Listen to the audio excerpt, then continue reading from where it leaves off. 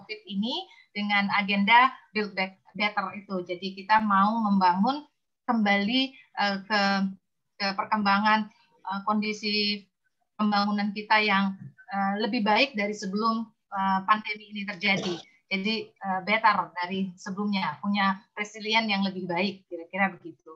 Kemudian pertanyaan kunci yang kedua, kompetensi apa? Kompetensi seperti apa yang kita butuhkan untuk mengambil keputusan. Jadi sasaran awalnya mungkin ASN yang akan banyak membuat keputusan sehubungan dengan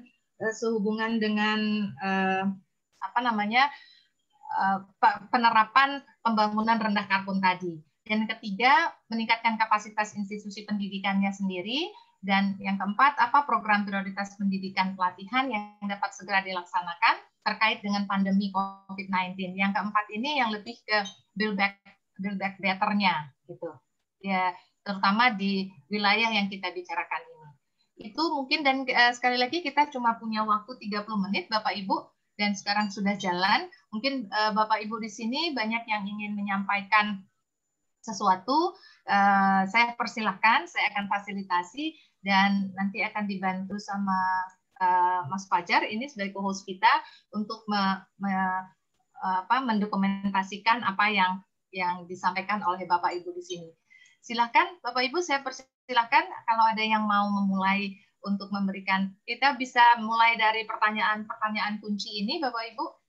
Jadi yang pertama itu isu strategis di wilayah Bapak Ibu dalam pembangunan rendah karbon, dalam penerapan atau implementasi LCDI yang sudah diharus utamakan pada fase pertama, seperti apa gitu. Saya lihat memang banyak dari Indonesia Timur, ini dari Nusa Tenggara dan juga Maluku. Silakan Bapak Ibu, kalau ada yang mau menyampaikan lebih dulu, jadi kita coba tampung apa yang ada. Isu-isu daerah itu akan sangat berbeda dengan isu-isu yang ada di tingkat nasional tentu saja. Dan saya yakin Bapak Ibu di sini itu lebih banyak tahu tentang isu di daerah masing-masing. Baik, saya persilahkan Bapak Ibu untuk yang isu strategis di wilayah Bali mungkin dalam penerapan pembangunan rendah karbon yang sama ini ada. Bisa angkat tangan Bu, Bapak kalau mau menyampaikan, atau bisa raise hand di Zoom-nya atau langsung buka saja kameranya dan kemudian angkat tangan untuk menyampaikan sesuatu. Silakan Bapak Ibu, saya persilahkan. Ada?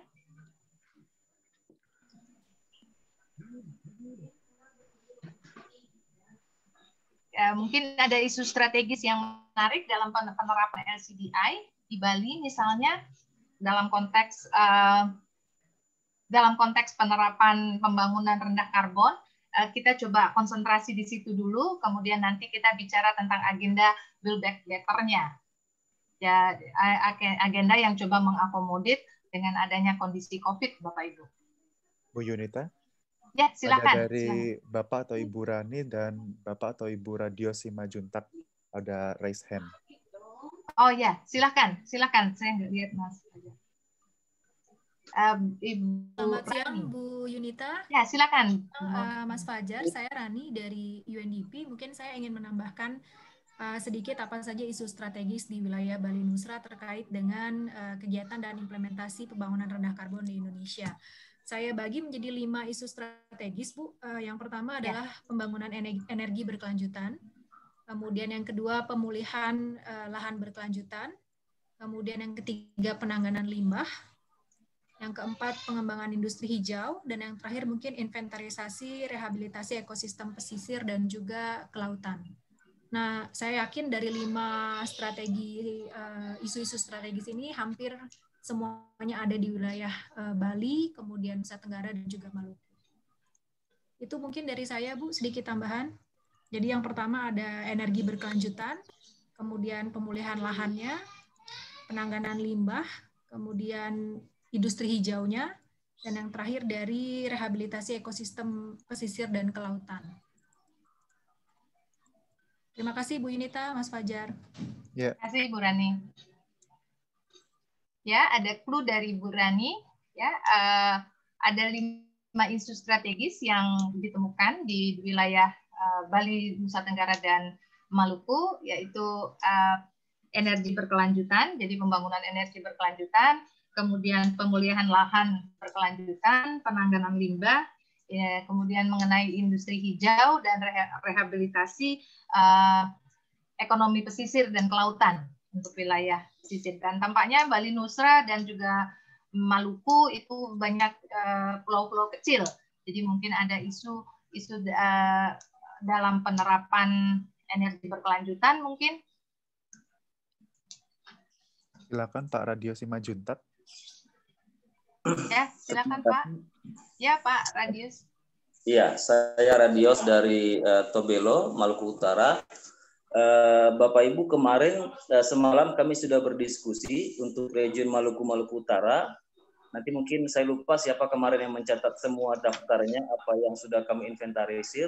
Mohon izin saya men-tracing untuk satu item, nanti mungkin dilanjutkan oleh kolega saya yang ada di Maluku Utara. Salah satu isu strategisnya adalah terkait mangrove. Kenapa? Karena Maluku Utara merupakan daerah kepulauan yang sangat rentan dengan abrasi pantai, dengan kenaikan permukaan air laut, dan sebagainya. Mangrove juga sangat vital karena dia memiliki kemampuan serap karbon yang jauh lebih tinggi dibandingkan hutan daratan pada umumnya. Konon katanya 20 kali lebih tinggi. Nah, tetapi kalau kita lihat pada hutan gambut ada perlakuan khusus. Sama-sama memiliki daya serap karbon, daya simpan karbon yang tinggi, tetapi kalau gambut sudah dilindungi, sudah dibuat status moratorium. Tidak demikian halnya dengan mangrove. Mangrove yang sama, kondisi ekologi yang sama, tetapi ada yang hutan lindung, ada yang APL. Yang APL cukup banyak yang diberikan izin konsesi perusahaan. Akibatnya mangrove pun banyak yang dialihfungsikan oleh aktivitas eksploitatif, baik oleh perusahaan maupun oleh masyarakat. Nah, oleh karenanya menurut kami penting sekali untuk menjadikan mempertahankan ekosistem mangrove ini sebagai ekosistem yang harus dikonservasi. Apakah dia statusnya APL atau hutan lindung, harus merupakan area yang dikonservasi. Dalam tataran nasional, idealnya mangrove ini dijadikan sebagai kawasan yang dilindungi. Dalam tataran daerah, maaf. Halo, Pak. Maaf, sebentar. Ini saya pas ada phone call saya matikan dulu. Apakah? Halo. Masih terdengar kok, Pak, suaranya. Dalam tataran daerah, wilayah mangrove idealnya dalam tata ruang wilayah itu dijadikan sebagai wilayah yang juga harusnya dilindungi, dikeluarkan dari izin-izin konsesi gitu. Kalaupun status dari kementerian yang sudah sempat ditetapkan itu APL, itu menurut saya.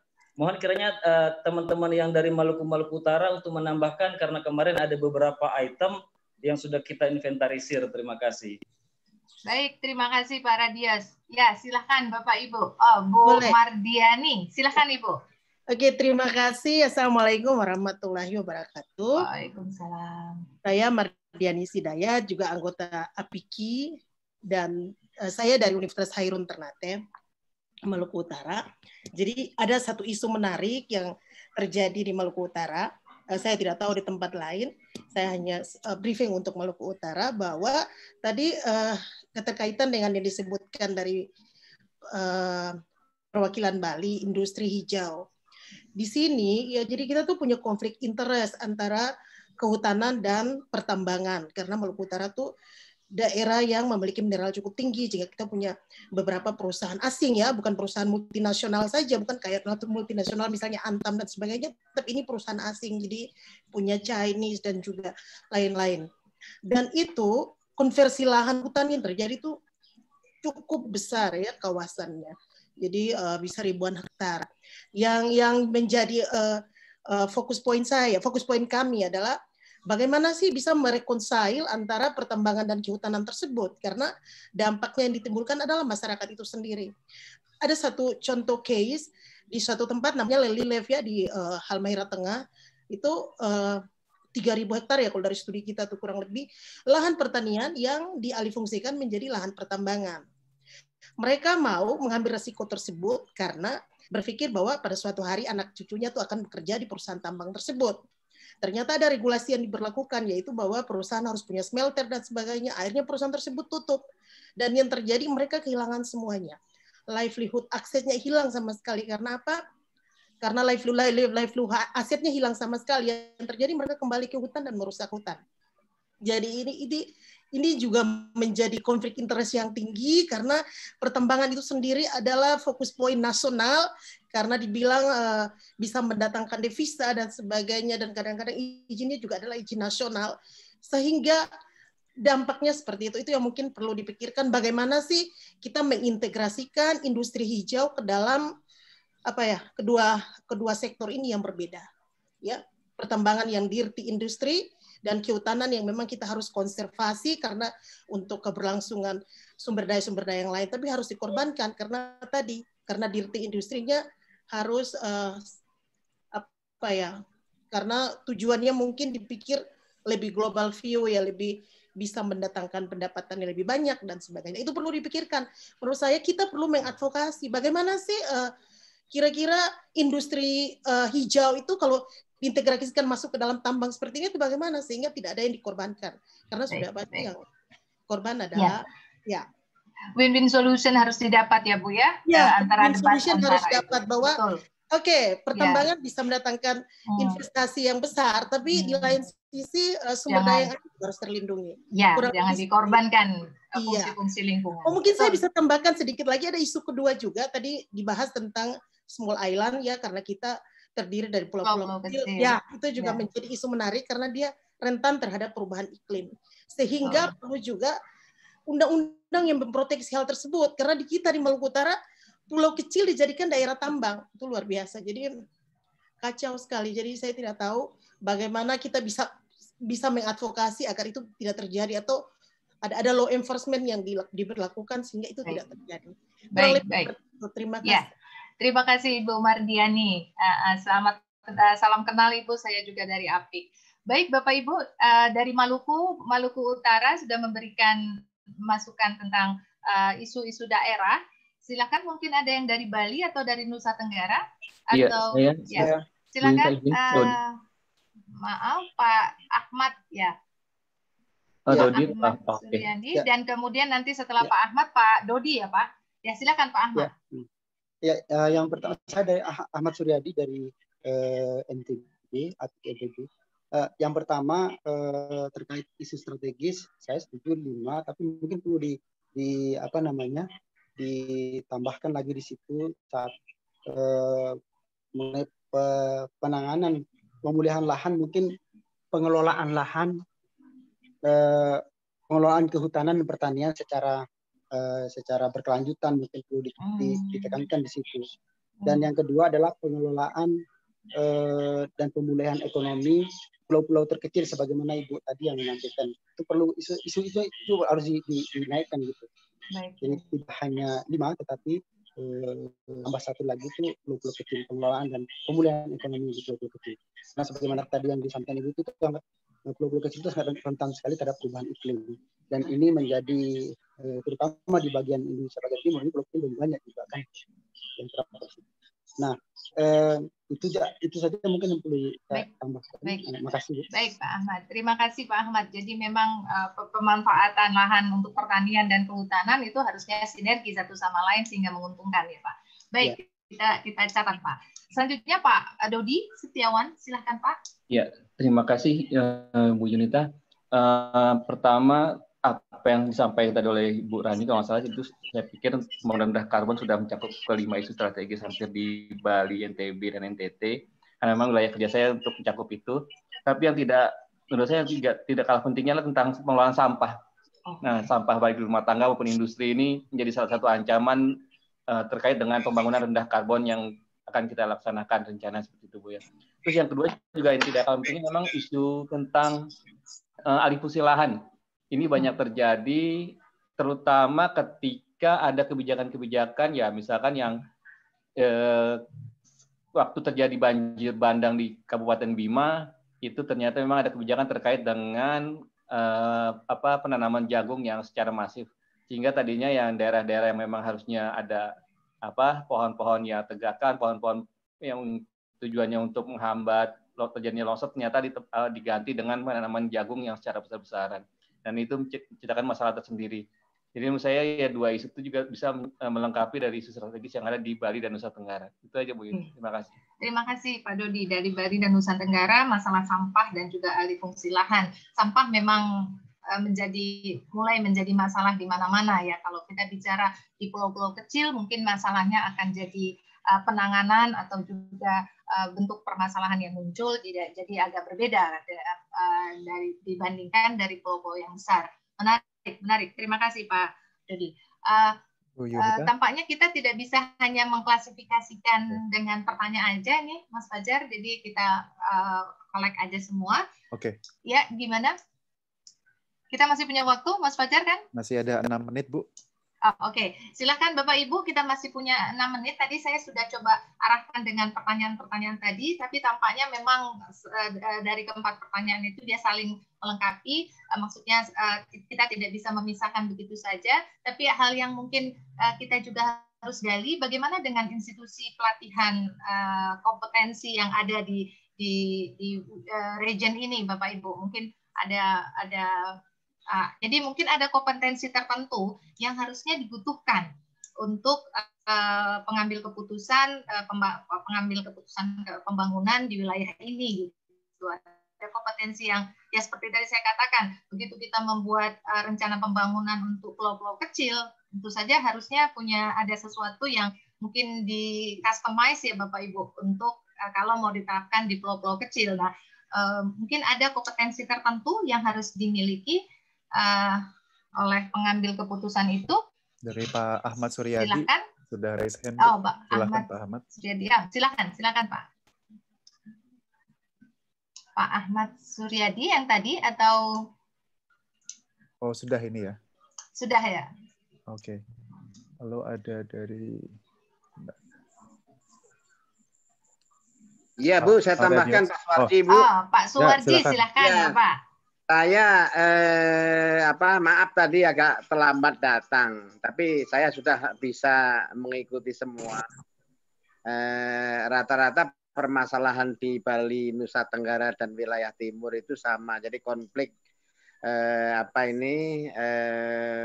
konflik perluasan areal pengembangan pertanian pangan dengan aspek-aspek yang lain termasuk tadi pertambangan. Jadi tadi pembicara terakhir tadi mengungkap hal yang memang itu sangat penting.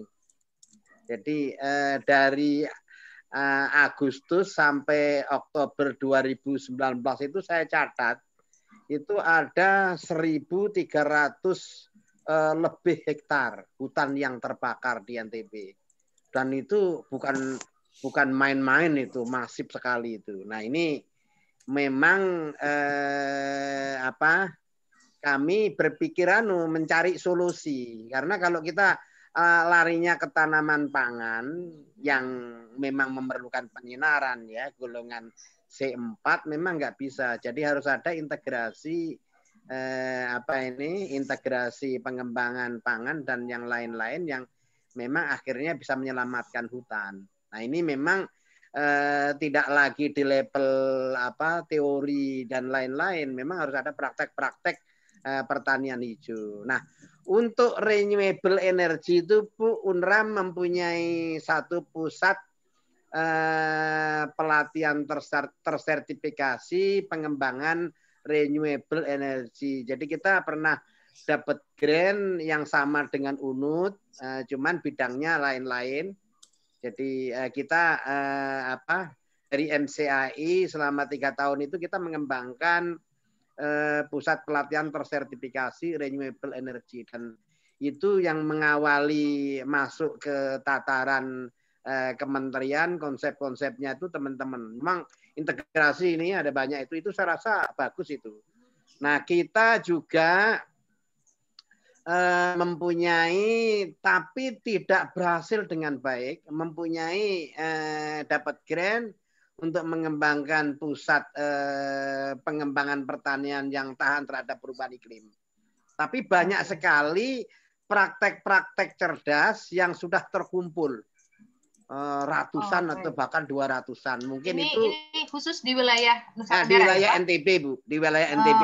Praktek-praktek cerdas yang terkumpulkan banyak sekali. Mungkin itu nanti bisa diseleksi seperti tadi permasalahan mangrove. Jadi ada hasil-hasil praktek cerdas pengembangan mangrove yang cukup berhasil di wilayah selatan timur Lombok. Nah, itu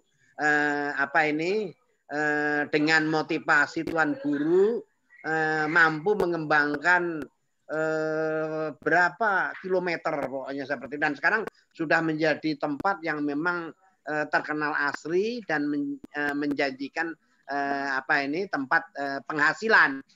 Jadi di tempat yang kering itu, Bu, kalau petani ke lahan pagi sekali, kalau sudah di atas jam 10 itu sudah kepanasan. Nah, ketika saat itulah mereka ke pantai mencari kerang, mencari sipul dan lain-lain, dan itu cukup berhasil itu menghasilkan, termasuk kepiting yang. Nah, itu aja, Bu. Mungkin nanti berikutnya nanti kita akan memberikan masukan. Makasih, Bu. Terima kasih, Pak Suwarji. Baik, Bapak Ibu, kita dapat beberapa isu menarik yang pasti bahwa konflik antara pertanian, kehutanan, pertambangan, mungkin juga nanti ke depan ada konflik terhadap, tapi tampaknya moga-moga tidak, pariwisata misalnya ya. Tapi mungkin kalau pariwisata lebih ke dampak sampah yang akan terjadi. Tapi karena ini adalah terjadi di pulau-pulau kecil, jadi mungkin penanganannya harus lebih spesifik dengan kondisi pulau-pulau kecil. Masih bisa kasih kesempatan satu komentar, Mas Fajar, waktunya? Satu lagi masih bisa. Ya, silakan Bapak Ibu, kalau masih ada. Kita tadi sudah dengar dari Lombok ya, Pak Suwarji, kemudian juga tadi dari Pak Ahmad, juga dari NTB, Pak Dodi juga dari Maluku Utara, ada Pak Radios dan Bu Mardiani. Mungkin ada dari wilayah yang lain yang atau tetap dari wilayah ini, boleh silakan kalau masih ada yang mau diinikan menyangkut isu atau juga kompetensi yang harus dimiliki oleh pengambil keputusan dalam rangka menerapkan LCDI, implementasi dari pembangunan rendah karbon di Indonesia.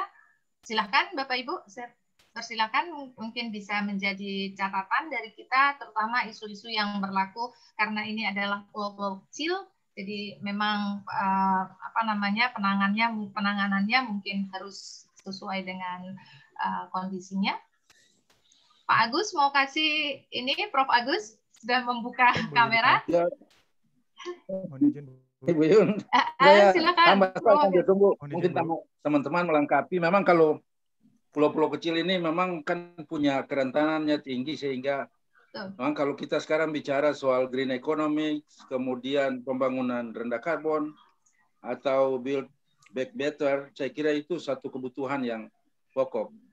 Di Maluku itu sendiri memang sejak awal dengan Ibu Nur, itu sudah ada sosialisasi tentang perubahan iklim ini intensif. Kemudian Maluku sendiri sudah coba buat roadmap mitigasi dan adaptasi, dan juga dengan RAD, mitigasi adaptasi, Bu. Tapi terus terang memang itu baru sampai pada tingkat konsep. Nah, kemudian lalu ada skema-skema Sustainable Development Goals yang memang kemudian lalu dia tidak terimplementasi dengan baik di dalam RPJM atau rencana-rencana strategis. Nah, sehingga kompetensi yang sangat penting untuk baik itu pemerintah daerah dan mungkin stakeholder yang lain adalah memang pemahaman yang harus betul-betul kita bangun secara mendasar. Jadi mungkin bagaimana konsep green economics dan pembangunan rendah karbon atau build better, itu bagaimana kita mendesain kompetensi ini bagi memang terutama pemerintah daerah, tetapi memang stakeholder lain juga. Nah, kemudian lalu kalau di universitas itu juga belum seluruhnya kan membangun kurikulum atau pengetahuan-pengetahuan yang berbasis pada ekonomi hijau. Dan ini juga mungkin segelintir fakultas atau program studi. Kalau di program studi kehutanan, memang itu sudah dibangun.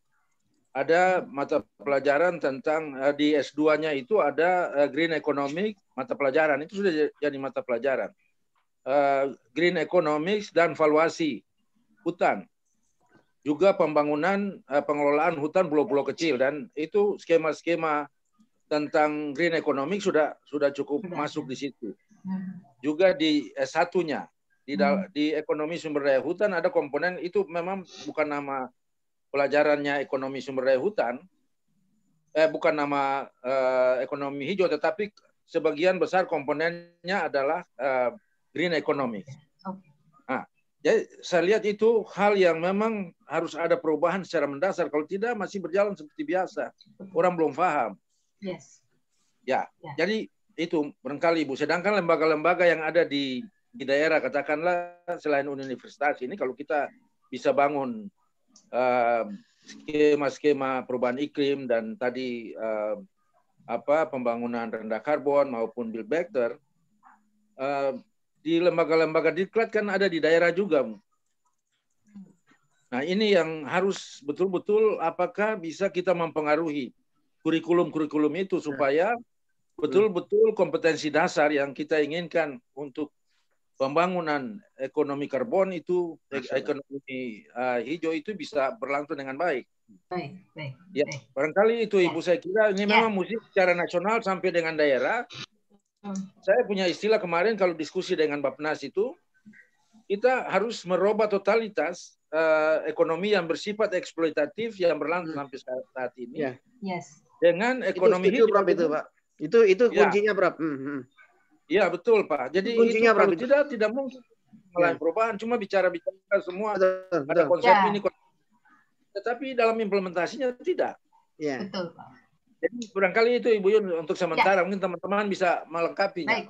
Baik, Prof. Agus. Ya, betul sekali. Jadi kompetensi, apa sih sebenarnya green economy, apa sih sebenarnya pembangunan low carbon, itu belum sampai ke tataran implementasi. Jadi jangan-jangan kita khawatir kompetensi mengenai itu pun masih belum dimiliki oleh para pengambil keputusan yang ada di daerah. Jadi kalau kemarin dikatakan di fase pertama bahwa LCDI itu sudah diarus utamakan, itu hanya masuk ke RPJMN, tapi bagaimana dengan implementasi yang terjadi ternyata belum sampai ke sana gitu. Baik, terima kasih Prof. Agus. Kita sangat setuju dengan yang disampaikan. Tampaknya kita nggak punya waktu lagi, Mas Fajar. Bagaimana dengan ada informasi dari panitia untuk waktunya ditambah jadi sampai jam 3 sesi ini. Oh, baik. Bagus sekali. Berarti kita bisa meneruskan dengan ini karena tampaknya banyak teman-teman di sini, Bapak Ibu di sini yang mungkin bisa menambahkan lagi apa yang harus diinikan karena memang kebutuhan kompetensi, kebutuhan pemahaman tentang LCDI atau tentang green economy itu sendiri itu sangat dibutuhkan dalam membuat atau mengimplementasikan pembangunan di pulau-pulau kecil karena memang sangat rentan dengan perubahan iklim. Saya sangat setuju sekali dengan hal yang begitu. Apalagi tadi sudah muncul ada isu bahwa sudah pulaunya kecil, kemudian sangat rentan terhadap perubahan iklim. Terus ada lagi konflik penggunaan lahan antara pertambangan, kehutanan, pertanian dan sebagainya. Itu juga menambah beban yang belum kita bicara tentang daya dukung dan daya tampung dari lingkungan yang ada di pulau-pulau kecil itu. Baik, sangat menarik. Silakan Bapak Ibu, kalau masih ada lagi yang mau diinikan menyangkut tentang beberapa isu strategis, juga mungkin kompetensi yang kita butuhkan, atau juga meningkatkan kapasitas institusi pelatihan dan pendidikan yang harus disampaikan atau yang harus dibuat untuk para pengambil keputusan atau pelaksana pembangunan itu sendiri, seperti itu. Dan yang terakhir mungkin kalau ada tambahan tentang isu bagaimana kita membuat kembali menjadi lebih baik, membangun kondisi yang menjadi lebih baik, menjadi lingkungan yang lebih resilient terhadap perubahan iklim setelah COVID nanti.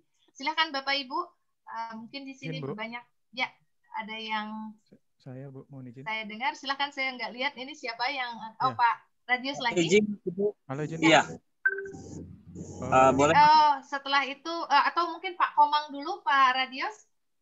Pak Komang sudah izin bicara? Kasih, ya. Silakan Pak Komang. Ya, terima kasih Bu. Jadi barangkali singkat Bu, karena ini khususnya Bali begitu ya. Dengan segala hiruk pikuk dunia pariwisata, tetapi barangkali satu hal terkait ketersediaan air yang menjadi yang perlu di-raise menurut saya, karena Pulau Bali pulau kecil, tapi kemudian kebutuhan akan air sangat besar karena banyak sekali pembangunan hotel belakangan ini. Dan sebenarnya kita agak diuntungkan beberapa bulan ini karena bukan berarti tidak ikut berempati dengan kondisi COVID, tetapi barangkali 6 bulan ini penggunaan air agak sedikit berkurang karena hotel-hotel tidak berjalan begitu. Nah, isu air menjadi perlu sepertinya diangkat di sini. Artinya secara makro ini harus ada perencanaan yang betul-betul baik begitu, sehingga sampai berapa tahun lagi ketersediaan air di Bali mencukupi kebutuhan masyarakatnya begitu. Masyarakat dan ya terutama dunia pariwisata gitu. Kemudian kalau poin yang lain barangkali ketahanan pangan begitu. Jadi memang kebutuhan pangan di Bali sekarang juga hampir 50% itu disuplai dari luar Bali, sehingga barangkali dengan perkembangan ke depan kita perlu memberikan ketahanan pangan yang memang masyarakat Bali sendiri bisa istilahnya ya ketahanan pangan saja sih Bu, maksud saya. Baik. Tidak mandiri dalam menyediakan pangan ya Pak ya. Betul. Tetap harus diimport lah katakan dari provinsi lain.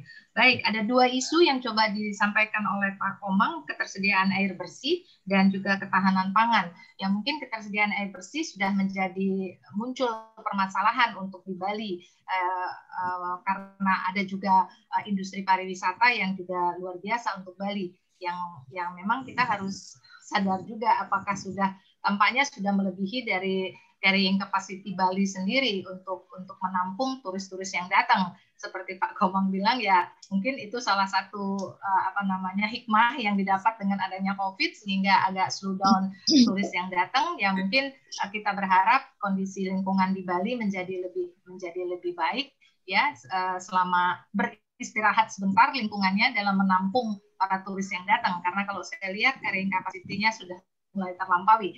Baik, Pak Radius, ada yang mau disampaikan lagi? Silakan Bapak. Halo? Halo, Pak Radius, saya tidak dengar. Saya bisa bicara, Ibu? Sudah bisa masuk? Ya, silakan. Ya, terima kasih, Ibu. Mohon maaf, saya sembari di jalan ini, saya menepi. Baik. Hati-hati, Pak, hati-hati. Saya sudah menepi. Tadi saya menyinggung terkait dengan mangrove, izin saya menjabarkannya lebih lanjut. Tetapi sebelumnya bahwa Kementerian LHK menyebut bahwa ekosistem mangrove itu sebagai area dengan nilai konservasi tinggi atau high conservation value. Namun tidak ada bagaimana kalau suatu area itu bernilai konservasi tinggi begitu. Nah, memang kalau dia NKT atau HTV bisa didorong menjadi kawasan ekosistem esensial. Maka di daerah kami Maluku Utara ada mangrove dengan status APL, kami dorong menjadi kawasan ekosistem esensial. Begitu dengan SK Bupati, tapi tetap dinaungi oleh Kementerian LHK dalam hal ini Dirjen KSDAE. Nah, sebenarnya di Undang-Undang tahun 2007 kalau nggak salah tentang tata ruang disebutkan bahwa pantai dengan hutan bakau kata-katanya merupakan kawasan yang dilindungi, tetapi tidak ada ketentuan lebih lanjut bagaimana kekuatan hukum dari kawasan yang dilindungi oleh sesuai dengan Undang-Undang Tata Ruang tahun 2007 ini. Nah, terkait dalam kaitannya dengan kompetensi, banyak orang masih menganggap dalam lingkup Pemda mangrove ini apa manfaatnya. Dalam kaitan dengan pembangunan rendah karbon sebenarnya karena kemampuan serapnya tinggi, itu penting untuk diketahui oleh pengambil kebijakan. Olehnya, penting sekali untuk memberikan kompetensi bagaimana mengkaji seberapa besar mangrove yang ada di daerah yang dimiliki itu mampu menyerap. Jadi kompetensi yang dibutuhkan adalah melakukan kajian daya serap karbon dari hutan mangrove itu, kemampuan simpannya dan kemampuan serapnya dalam kerangka untuk pembangunan rendah karbon.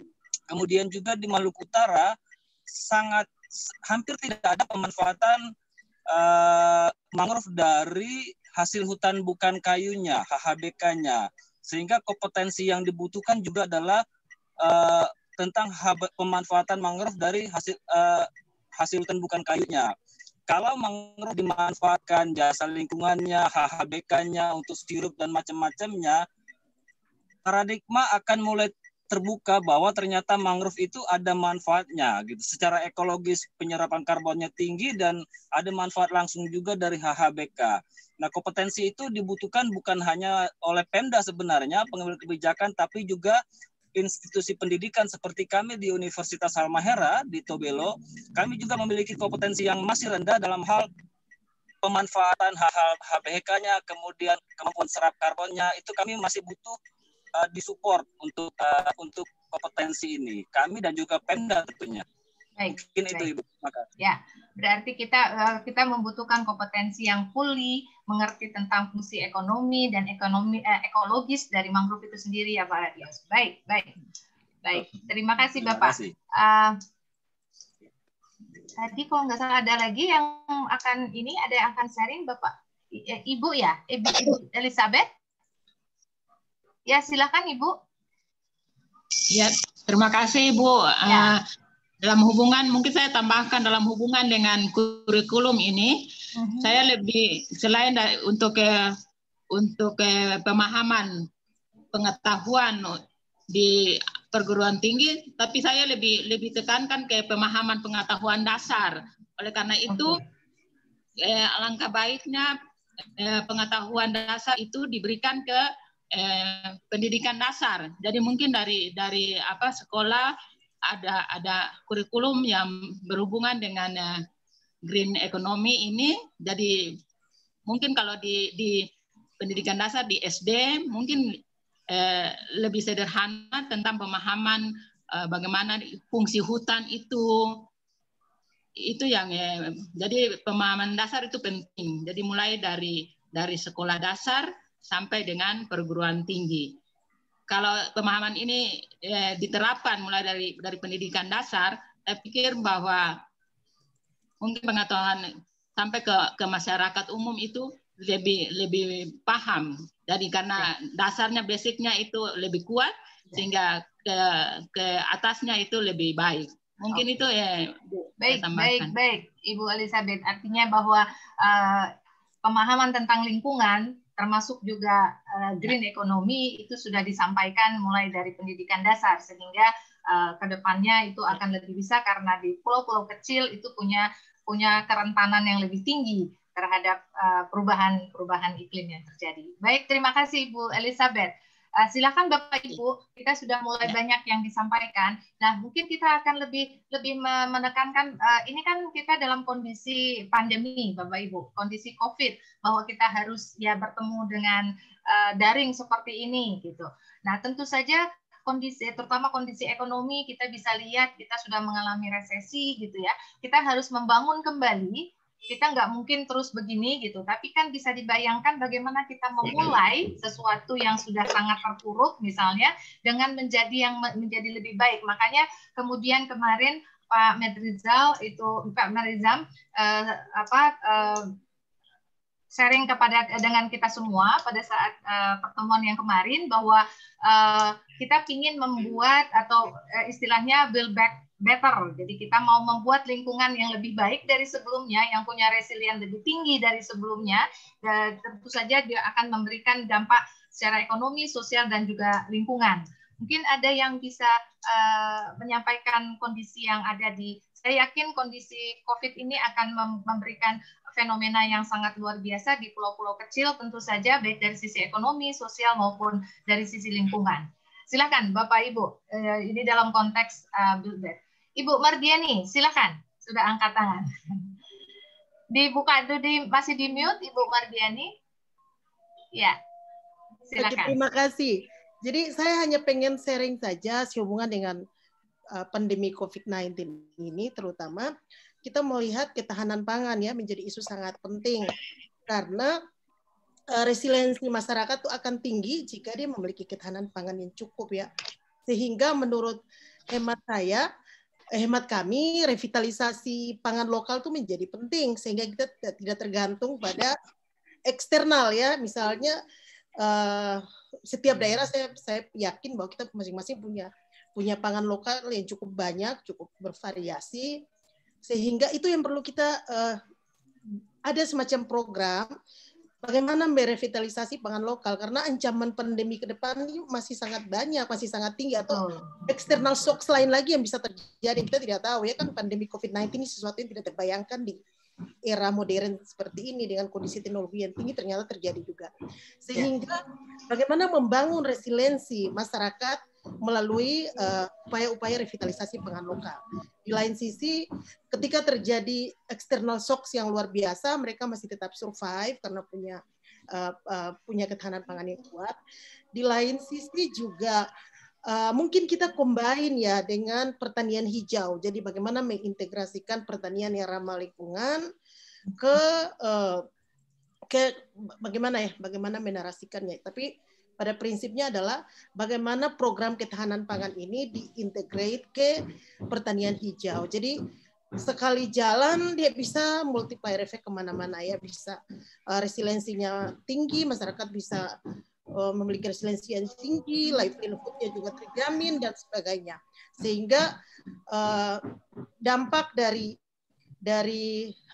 skema seperti itu saya rasa itu bisa manfaatnya luar biasa untuk jangka panjang. Baik. Kurang lebih seperti itu. Jadi terima kasih Bu Mardiani. Ya, menarik ya bahwa kita memang harus punya ketahanan pangan sendiri sehingga kita, dan ternyata makanan lokal itu ada dan kita bisa manfaatkan itu untuk ketahanan. Menarik, dan itu at the end of the day akan mengakomodir juga green economy kalau dari awal pada saat kita membangun ketahanan melalui pertanian yang berkelanjutan, nanti kita akan juga capai pembangunan rendah karbon dan juga green economy itu sendiri. Setuju, Bu Mardiani. Ada yang Bapak Ibu yang lain silahkan dalam kondisi COVID ini mungkin ada yang mau Ibu Fransina ya sudah membuka. Iya, halo Bu. Ya, silakan Ibu Fransina. Iya, terima kasih atas kesempatan yang diberikan. Mohon maaf ini saya sambil di jalan ini Bu. Jadi tadi ya. Hati-hati Ibu, hati-hati. Iya Bu, terima kasih. Ini saya mungkin nangkapnya udah agak terlambat ya. Baik. Ini kalau nggak salah udah pertanyaan yang keempat ya Bu ya.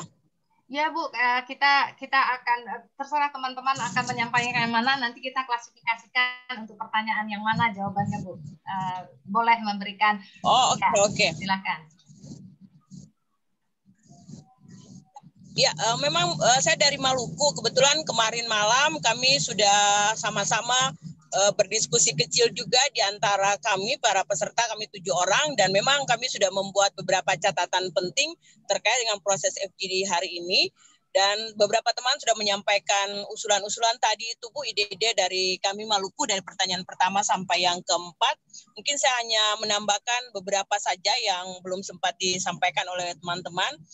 Yang pertama terkait dengan program prioritas pendidikan dan pelatihan itu, kami berpikir mungkin yang bisa dilakukan saat ini ketika pasca pandemi ini, mungkin kurikulum mahasiswa itu bisa sedikit dimodifikasi terkait dengan green economy.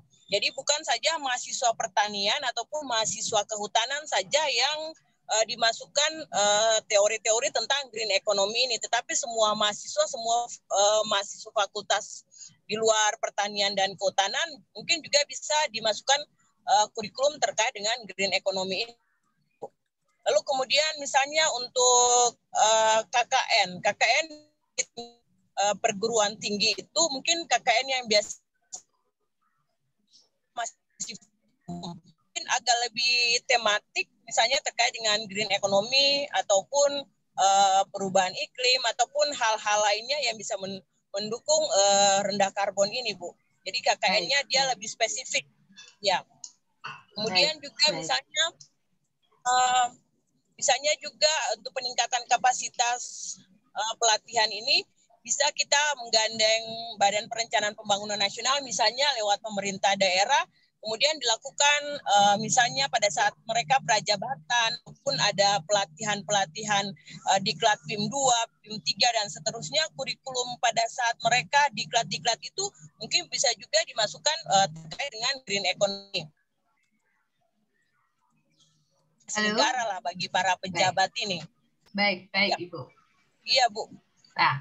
Lalu kemudian misalnya juga pada saat penerimaan mahasiswa baru di kampus, misalnya pada saat penerimaan mahasiswa baru, mungkin pada saat orientasi pengenalan kampus itu materi-materi tentang green economy ini bisa disisipkan di dalam. Jadi untuk semua mahasiswa baru, fakultas apapun itu, baik pertanian, kehutanan, semuanya disisipi materi tentang green economy, sehingga dari awal masuk, mahasiswa sudah punya pikiran lah, sudah ada terbentuk pikiran mereka terkait dengan green economy ini, cuma nanti disesuaikan dengan bidang ilmu ataupun fakultas yang mereka akan belajar.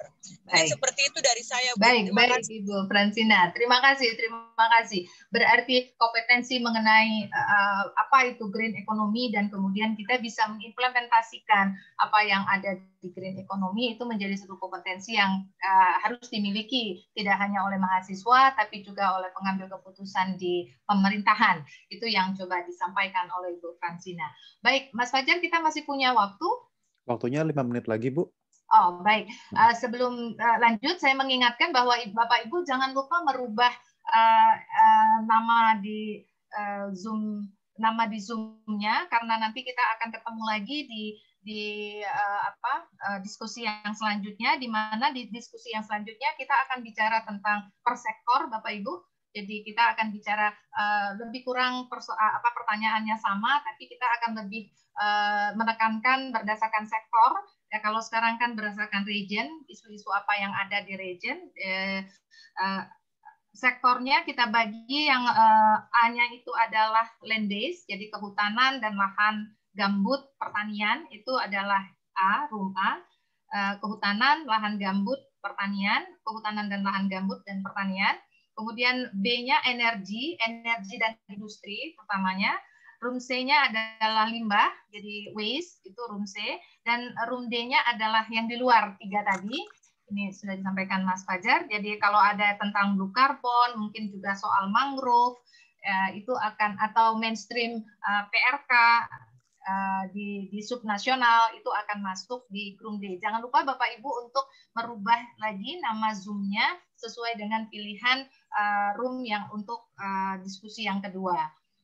Tapi karena kita masih punya waktu, ya Mas Fajar, masih punya waktu, mungkin masih bisa ada Bapak Ibu. Mungkin udah masuk ke kesimpulan aja, Bu.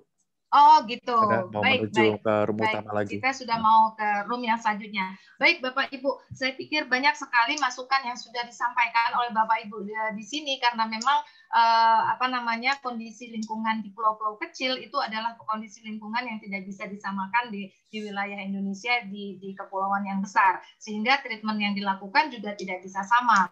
Kemudian isu konflik antara pertambangan, kemudian kehutanan, pertanian itu menjadi suatu isu yang sangat isu yang signifikan terjadi di pulau-pulau kecil karena persoalan-persoalan itu. Kemudian kompetensi tentang apa itu ekonomi lingkungan, apa itu ekonomi hijau, kemudian bagaimana sebenarnya isi dari pembangunan rendah karbon itu harus benar-benar dimiliki dan dicoba untuk disampaikan mulai dari tingkat pendidikan yang rendah, kemudian sangat ditekankan lagi di pendidikan tinggi dan juga sangat diharapkan dimiliki oleh para pembuat keputusan dalam melaksanakan pembangunan yang kita lakukan. Saya tidak bisa meng-wrap up semua, tapi tampaknya semua isu yang coba disampaikan oleh teman-teman di region Bali Nusra dan Maluku ini luar biasa dan saya pikir sudah mulai bisa kita katakan representatif untuk kondisi pulau-pulau kecil. Saya pikir begitu, Mas Fajar. Selanjutnya kita hanya menunggu Mbak Anita atau seperti apa? Kita menunggu dulu dari host ya, dari Mbak Anita untuk mengembalikan kita ke ruangan utama lagi. Jadi mohon ditunggu Bapak Ibu. Ya, mohon ditunggu Bapak Ibu karena nanti kita akan automatically dibalikan lagi ke room utama oleh host Zoom kita. Nanti baru di split lagi kita ke room yang tentang pilihan Bapak Ibu. Jangan lupa untuk merubah Bapak Ibu kalau tertarik tentang land base itu berarti di depan namanya diganti dengan A, kemudian nama dan institusi asalnya. Kemudian kalau tertarik dengan energi itu B, nama dan kemudian institusi. Dan kemudian kalau room C itu waste, Ibu. Jadi solid waste, fluid waste itu masuknya ke room C. Kemudian yang D itu selain dari yang 3 tadi. Jadi mungkin ada yang tertarik blue carbon, ada yang mangrove, kemudian mainstreaming PRK, itu masuknya ke room D. Jadi akan mudah nanti bagi co-host untuk bagi host Zoom hostnya untuk men-split Bapak Ibu di ruang yang mana yang paling pas dengan diskusi. Diskusinya kita akan bicara tentang isu-isu yang yang muncul di masing-masing sektor seperti tadi saya katakan dan juga kompetensi apa yang harusnya dimiliki kalau kita membangun suatu pelatihan dan seperti apa yang kompetensi apa yang harus kita sampaikan kepada peserta latih kita sehingga mereka bisa menguasai penerapan green economy dan juga LCDI pembangunan rendah karbon di Indonesia. Kira-kira begitu. Terakhir mungkin Bapak Ibu sebelum kita di break, saya mohon maaf kalau misalkan ada kesalahan pada saat saya memfasilitasi diskusi ini. Saya sangat tertarik sekali. Kemudian banyak hal-hal yang baru yang saya dapatkan. Mohon maaf, saya belum pernah ke Maluku. Pak Agus, Prof. Agus, saya belum pernah. Ya, jadi saya belum tahu, belum bisa membayangkan. Saya cuma pernah ke Lombok dan ke Bali gitu. Tapi insya Allah kalau saya punya umur saya akan datang gitu ya. Moga-moga pandemi ini. Ya. Ibu Yun masih muda jadi tetap masih bisa. Oh, amin, Prof. Ya, Ibu Yun, saya pikir ada satu isu yang mungkin sambil tunggu kita kembali kita diskusi. Saya lihat kan kemarin itu Pak Medrich ya juga menjelaskan bahwa kan Pak Mahawan punya penjelasan ekonomi hijau itu seakan-akan ada 2 masa tadi ya di dalam yaitu ekonomi lingkungan dan ekonomi ekologi, ecological economic. Nah, ya ecological economic dan ekonomi lingkungan lah seperti itu ya. Tapi sebetulnya kalau kita lihat perkembangan green economy itu memang akibat dari betul-betul perubahan iklim sehingga kalau kita baca di UNEP ya buku UNEP yang mengeluarkan tentang green economics mungkin ada sekitar 600 halaman itu sudah difokuskan pada bagaimana memang betul-betul rendah karbon. Nah, jadi yang dipakai itu rendah karbon ya Pak? Ya, jadi sehingga memang dari basis tadi environmental economic dan ecological economic ini kita harus itu menjadi basis untuk kita merumuskan green economics. Kalau tidak kan lalu pemahaman masing-masing seperti tadi environmental economic atau ecological economic, padahal implementasinya ini harus masuk pada green economics karena memang itu sudah dia berkembang akibat dari perubahan iklim. Kalau di lain-lain kan belum terlalu menyinggung soal karbon dan macam-macam. Tapi kalau memang green economic itu sudah fokus di situ. Nah, karena itu saya kira itu yang harus diformulasikan dalam kaitan dengan nanti pelatihan ini, Bu. Saya kira itu juga yang dipersoalkan di dalam percakapan kemarin itu di Bappenas dan dari LAN, Bu ya. Sehingga kita coba mungkin nanti lihat dia sebagai sebuah gap yang harus kita rumuskan kalau kita mau buat pelatihan ke depan. Kalau saya setuju, Pak. Ibu Yan, ya mungkin yang satunya lagi saya kira dengan build better dan rendah karbon ini, memang harusnya kalau kita bicara rendah karbon itu sudah mesti mencakup dengan build better. Itu basisnya. Jadi jangan lagi artinya itu ada dualisme di situ. Betul, Pak. Ini harus kita tentukan, artinya rendah karbon yang kita bangun sekarang sudah akibat dari perubahan-perubahan lingkungan yang sudah mengakibatkan pada perkembangan pandemi COVID-19. Ini sudah mesti terintegrasi di situ. Karena kalau tidak dengan persoalan-persoalan resesi ekonomi, kesehatan dan macam-macam, nanti pembangunan yang sesudah ini akan mengkuras habis lagi sumber daya. Dan itu yang sangat berbahaya. Jadi memang penetapan tentang katakanlah green economic dan pembangunan rendah karbon ini sudah satu kesatuan dengan build better.